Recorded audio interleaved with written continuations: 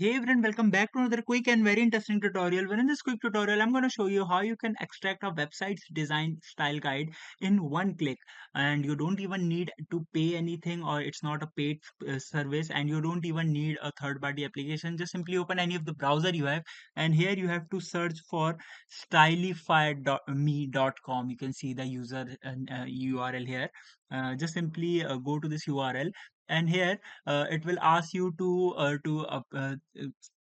paste the URL of that particular website. For example, if I write here facebook.com, and here click this option which says stylify me.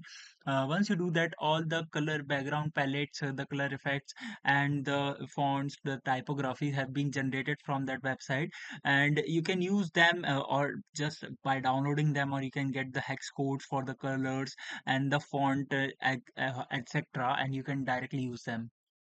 Alright, so that's it for this video. I hope this video will be helpful for you. Make sure to hit the like button and subscribe button for more such helpful and interesting tutorials. See you in the next one. Take care.